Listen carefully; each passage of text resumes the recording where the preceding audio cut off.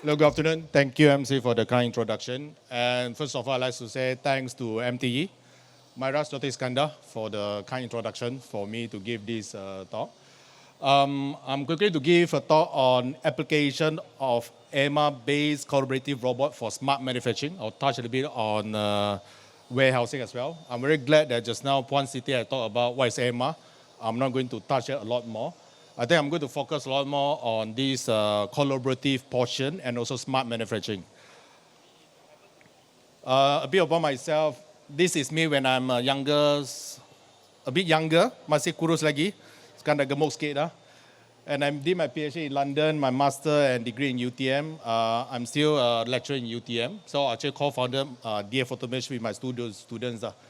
I also co-founded a few other companies, Take Care for robotics for healthcare, and one more is an AI company for operative maintenance. So these are the flow that I'm going to talk about. A bit introduction to industrial robotics and trend in this world, Malaysia and also in this region. Then I'll talk about a bit of a case study, DF Automation as a company, and also some of the personal experience that I faced so that you all can hopefully that we can learn together. And finally, a bit of key takeaway. So I think just now, Puan Sita has shared about what is AMR. I'm just touched a little bit. We all know what is robot. It's a machine that capable doing stuff automatically without any human. You know, there's a lot of robots out there, industrial robots, survey robots, so and so forth. And today, in front of you, so many robots, I'm not going to touch it more. Then this is what typical looks like. You know, there's no human. If I give you a quiz, my kid will love you, Can you notice a human inside the photo? 1, 2, 3, 4, oh God, okay. Dapat satu gula-gula. Yeah, there's small little one there, maybe I get a pointer. So those there, when you talk about robot, it shouldn't be any human in the site. And there is in the past also, industrial robot happened to kill people before, unfortunately, right? And of course, whenever you want to put a robot, you need to put fences. You need to consider a lot of safety feature. So moving forward for Industry 4.0 to Industry 5.0, people are talking about how to integrate human and robot working together. So this is a huge generation that we are talking about. So waiting the MC to take a photo, then I'll move on. Yeah, okay. These are some of the typical photos that we've seen along, so I'll skip that as well. And again, a lot of people say that why you choose a robot. Most customers here come to you and say, number one, I want my return on investment. If you say 2 and 4 years, they say too long. Can you reduce to 1 year? When you say 1 year, you want to take over my profit. Then you ping pong, you never close the deal, okay?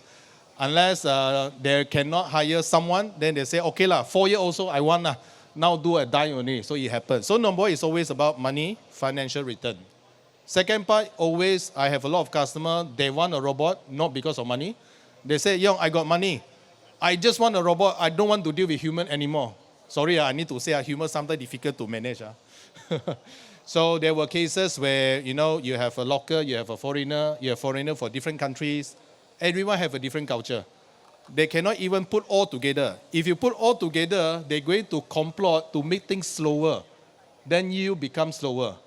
But if you make them different, they fight to each other. So all these are happening. They say, Yeong, I don't want to manage people anymore. I use a robot. So there's reason also. And the third one also, it happened also. Yeong, I want to use your robot because my president from headquarters coming from the US, I need to showcase. Ada juga. So all in all, doesn't matter as a solution provider, what you want, we solve your problem. I think today we have a lot of solution provider here.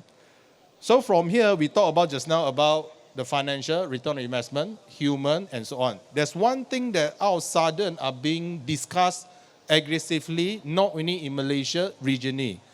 It's actually, I didn't highlight that, hold on. Can I go back? It's not here. Actually, it's this part.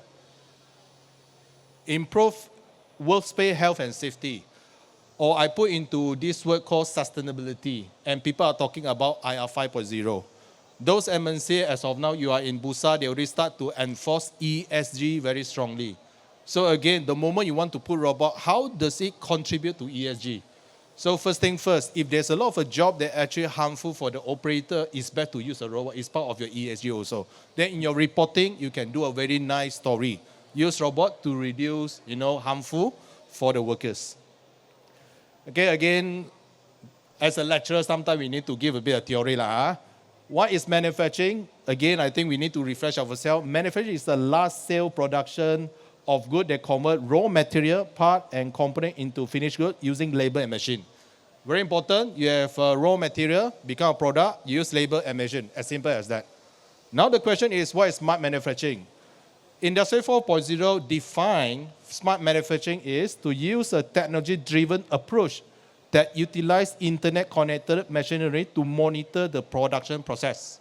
Then the goal is to identify opportunity to automating operation and use data analytics to improve management performance.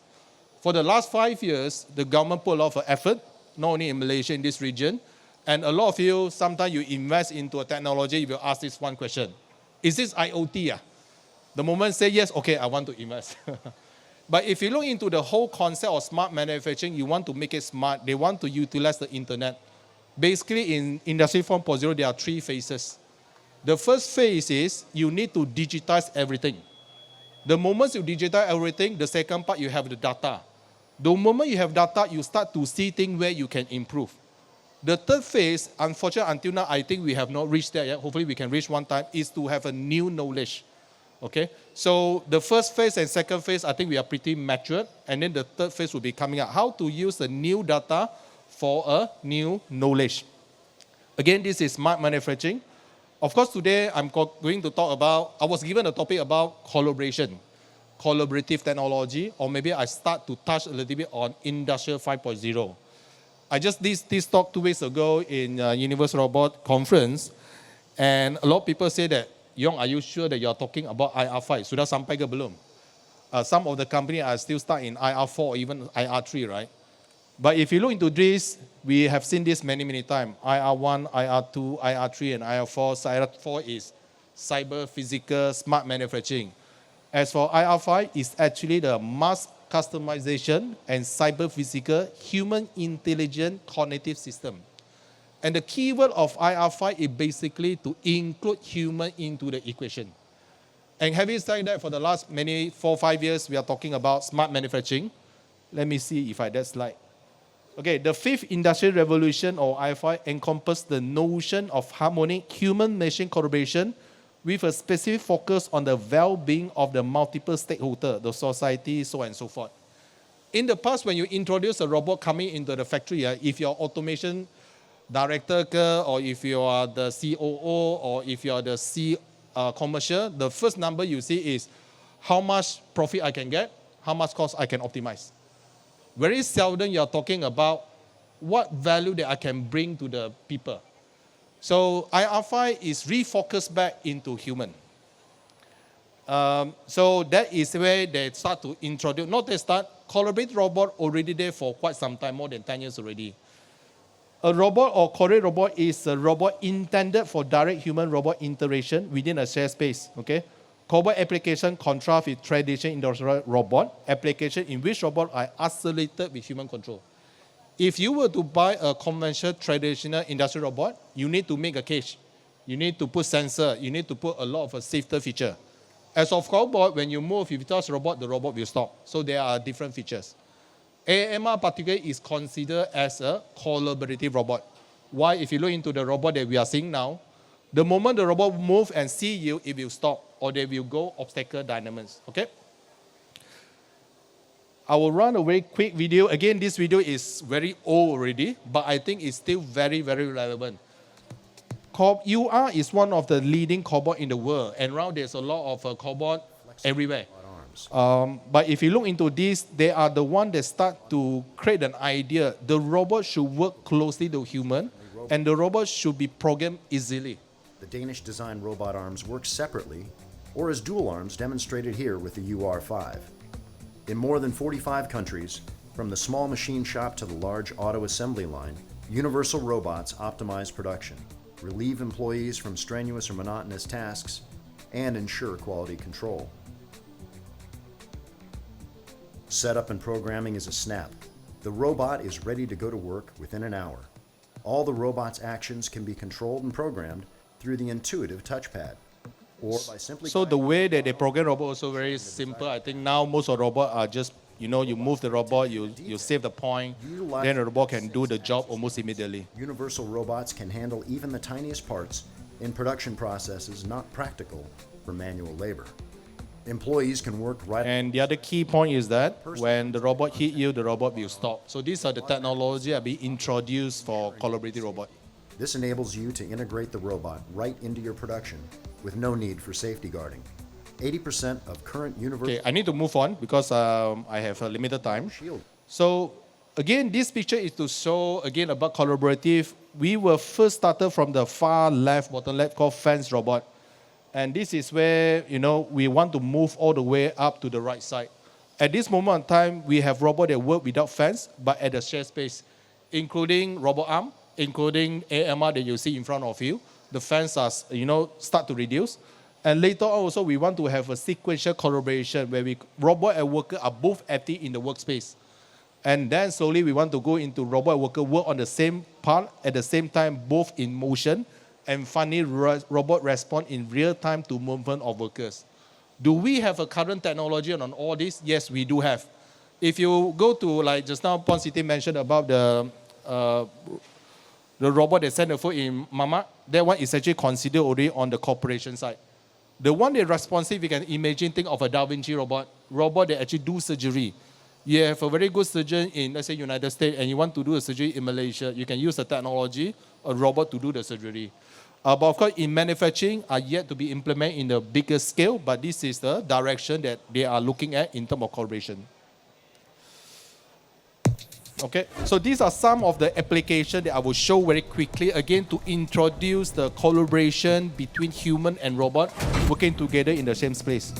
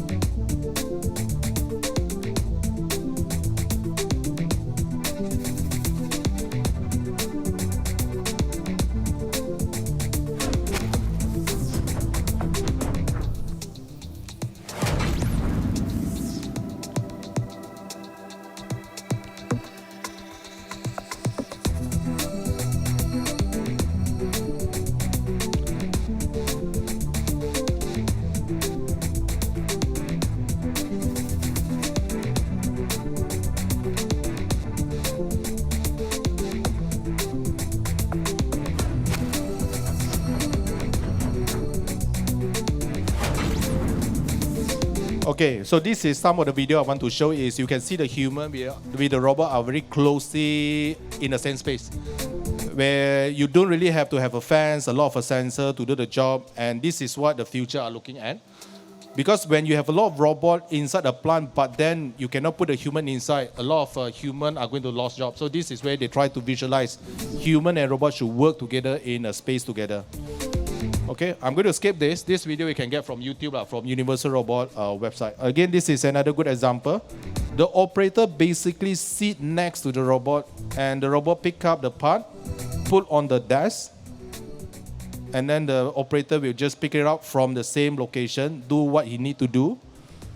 And then this fine movement, I think the robot cannot do. The operator or the worker still need to do the job. Put back into the jig, and then you just run. So this shows a very collaborative between human and robot all together.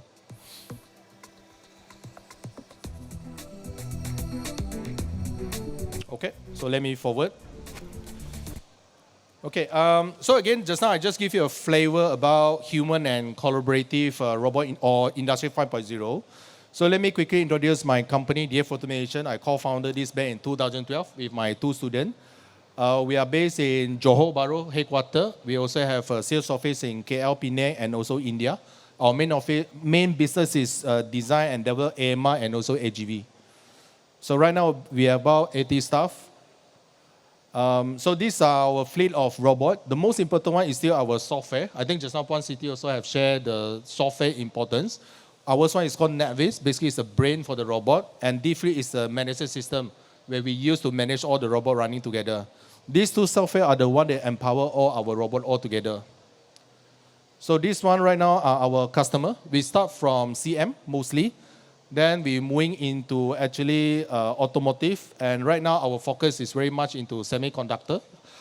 We are also in warehouse. We just started MOU with Linde, and we're going to actually push our autonomous stacker maybe end of this year. We are in a few countries. So maybe I share a little bit on my personal experience on the case studies. So early on, I talked about IR 4.0, cyber physical, smart manufacturing. If you look into IR 4.0, it's about technology driven because of technology. If you go to, let's say you're a solution provider, you go to the customer side, or if you're the end user, you always think that I want an IR4 technology. So it's a technology driven. IR5 is about value driven. So this one brings a very big contrast into the solution itself. So now that as a solution provider, when you go to the customer side, you may want to focus on the value. For instance, if I were to bring my robot in, how much ESG that I can contribute, for example, how about the OSHA safety and so on and so forth, and how does it work alongside with human? So Industry 5.0 strategy got three main pillars. The first one is human-centric, is always. Then it's resilient. And at the end of the day, it's all about sustainability. If you are keep on to the value for the human people, at the end of the day, you are not able to pay everyone, so you cannot sustain. No point also. At the end of the day, sustainability is also very, very important. So these are the key things for Industrial 5.0. So coming back, I'd like to touch a little bit on this IR5 also about why you need to use a robot beside the ROI, return on investment. If you look into this portion, most of the things that goes on in the factory is due to the human factor, unfortunately. The moment that you have more people, you're going to have more problem. For instance, you have about 23.78% because of the procedure problem. 25% is about personal human error. Then 90% is about equipment material problem. So in the other word, if we were to able to convert this human into robot, is it better? So that's number one question. And the other thing is a lot of the jobs are actually quite harming to the operator. For instance, if you were to carry a pallet with a 500 kg, sometimes you're going to hurt your back. And if you were to push a trolley for 100 kg or even 50 kg, but daily you need to walk up to 3 kilometers, it's actually quite harming also. Then this is not including those repetitive jobs. You need to pick place, and so on and so forth. And by the statistic, if you look into, let me give this example, back in 2020, there are about 10,000 accidents, and about 83 are quite fatal. And the majority is actually from manufacturing. If you dive in a little bit more detail, very interesting is that the one that actually always happens is because as a people, we actually stepping on something, stainless movement, very repetitive, and finally because of the working environment. So again, if you can reduce the human working condition with a robot, that's going to help a lot.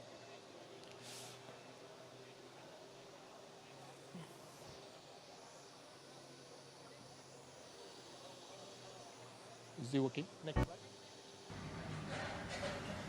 Okay, so now I go into some of the application that we are doing. So this is the sushi robot. I'm not sure if you've seen this one. If you go to any Sushi King, if you're a small little robot on top, this is our robot. Basically, we do white label for our partner. And if you look into this, what is the purpose? Because if the robot is not sending the food, basically the chef need to send the food. And this is kind of low value food, so that's why we use a robot.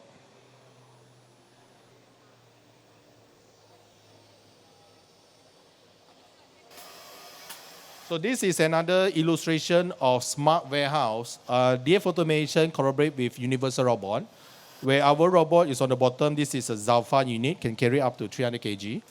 And it's an autonomous mobile robot. We use LiDAR sensor to move without any tape on the floor.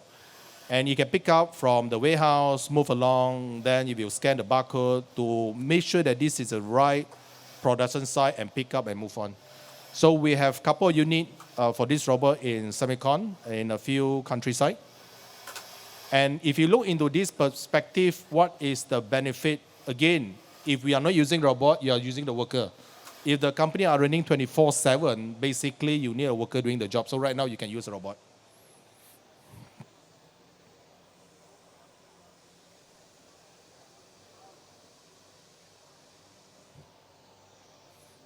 Takes some time, sir.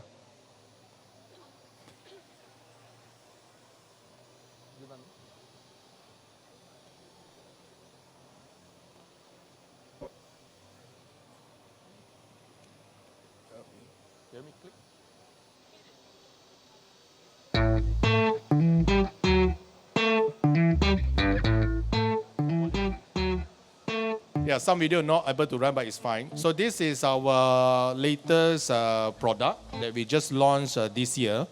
It's actually for the warehouse industry, and my team is testing around the robot. They can run 1.1 ton for warehouse management. And you can see also all my operators are around. Okay, let me go another one.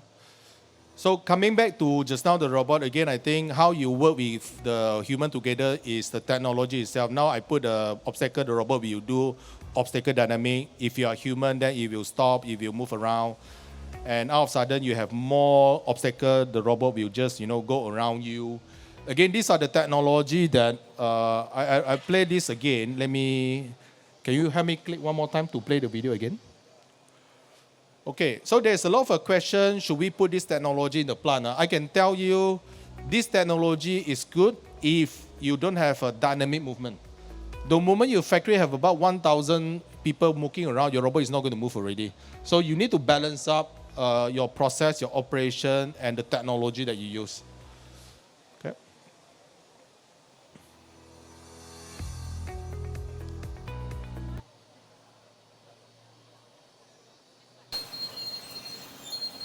So this one is Singapore. We use for warehouse also. Then they have a ASRS. They use forklift or stacker to pick up the pallet to put here. Then this robot will just pick up and so on. So we collaborate with Swisslog to serve this customer.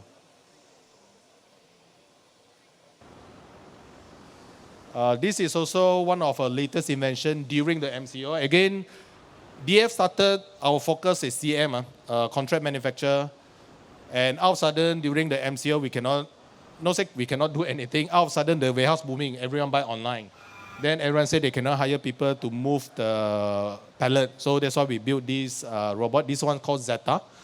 Now, even we just started this year, we also 10 over unit in Malaysia. We also exported a couple units to India already. So let's say you are interested, you can let us know.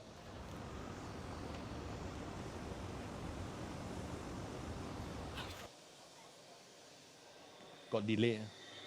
Yep.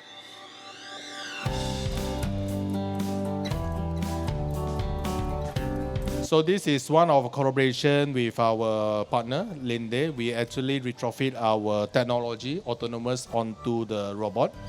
Then this is running in Singapore now.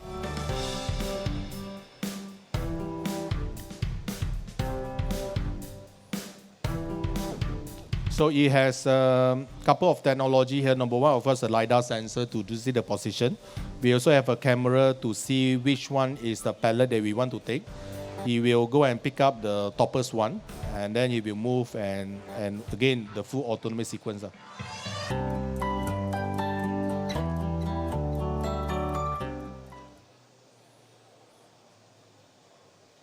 Oh, hang already. It's fine. Okay, some video is not running, I think it's fine, I just move forward. Okay, I think in summary, I think this is some of the fact, Malaysia robotic roadmap. Malaysia aim to push robotic density by 195 by 2030. As of now, our density is only 55 or less, okay? And probably improve worker safety from performing dangerous, no doubt about that. And robots rarely make mistakes and are efficient. But having said that, although these are wonderful, but still, there are still risks in using robots if not planned and deployed correctly. So I'd like to share some of the examples such that, let's say our robot have sensor to do the stuff, but first thing first, you need to educate the operator to use a robot. We still remember we have some deployment at our customer site. The robot run, but then in the night, what they do is they just jump on the robot to kick the robot. Of course, the robot are not designed by that purposes. And we also have cases when the robot run at certain speed, they will just push the pellet in front of the robot just to crash the thing, So this thing happened. So when we saw the video, then we said, okay, first thing first, we need to create awareness to tell them that the robot is not taking your job. The moment they have this awareness, they won't try to sabotage the robot. So I think that is number one. Of course, the rest is how to program the robot and to understand the process, to utilize the robot for the benefit of the production. Okay, for that, thank you very much. Thank you.